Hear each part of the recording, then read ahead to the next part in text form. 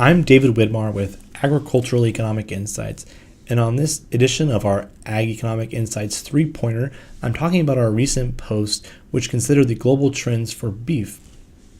Specifically, this post, which you can view in its entirety on our website, took a look at the production, consumption, import, and export trends of beef at the global scale, as well as the key countries for each category. Point number one, global beef consumption and production is changing at a very slow rate. From 1990 to 2016, we see that global beef consumption increased at an annualized rate of 0.7%. This is less than 1% growth rates. Compared to corn, which Brent looked at in an earlier post, which was closer to 3% for the same time period. Now, both of these seem small, but the impacts over, say, 10, 15, 20 years, or even an entire career can be quite significant. The rule of 72, which suggests that we take 72 divided by the annual growth rate, will tell us how long it takes something to double. So 72 divided by 0.7% tells us it takes more than 100 years for global beef consumption to double. On the other hand, 72 divided by 3 says at that growth rate, corn consumption would double in about 24 years. So over several years and several decades, these changes in growth rates can be very significant. But the key takeaway here is at the global level, beef consumption and production has been very slow over the last several years. Point number two is that country level changes in consumption and production have actually been quite variable. So the first one to take a look at is the U.S., which was the number one consumer of beef in 2016 and also accounted for 20% of global consumption, had a growth rate of 0.2%, so actually slower than an already slow global trend. On the other end of the spectrum, we looked at China, which had a very rapid rate of increase in consumption, 7.8% since 1990. Again, thinking about that rule of 72, it tells us that at a sustained growth rate into the future, China's consumption of beef could double in 9.2 years or almost in a decade.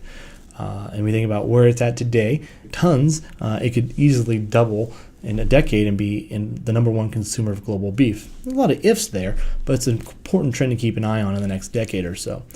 Other countries with rapid changes in consumption include Turkey, which was at number 10, but could quickly see itself climbing in the rankings. Also, very similar trends occurred in production, where Brazil had a pretty rapid increase in production, say 2.4%. It's key to keep in mind that between the consumption and the production differences sets us up for point number three. Say take China, for example, which had consumption increase at a rate of 7.8%, but production increased at a slower rate, 6.8%. This puts more reliance on imports for them. And that sets us up to point three. Keep an eye on import and export trends. This will be key to keep an eye on in the coming years.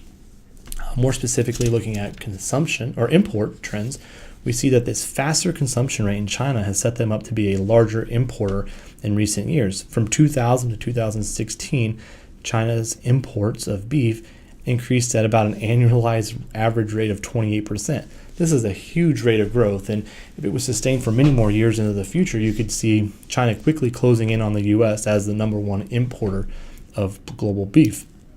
Other countries with large rates of growth in beef and can see themselves climbing the ranks quickly is Hong Kong with an 11% annualized growth rate from 2000 to 2016. On the export side, there's a couple key players to keep an eye on. As everyone suspected, Brazil has a pretty rapid increase in exports at almost 9% annual growth from 2000 to 2016. We've also seen Paraguay with 12% growth and Mexico at 21% growth. So even these countries closer to the bottom will see themselves climbing up in the ranks and become larger players in the global markets if these growth rates are sustained.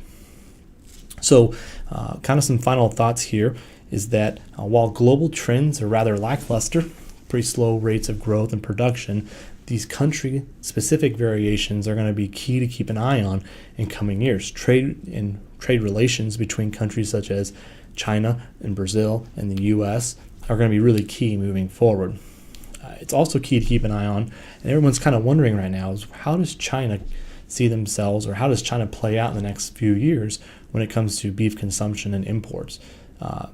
Keep in mind that in the early 2000s, they were a very small player in soybean imports, but now account for a lot of the soybean imports on a global level, one of the largest soybean importers. So is this trend recreated, and does this happen also in beef in the coming years? A key question to keep an eye on. Again, I invite you to visit our website and read the post in its entirety. But with Agricultural Economics, I'm David Widmar.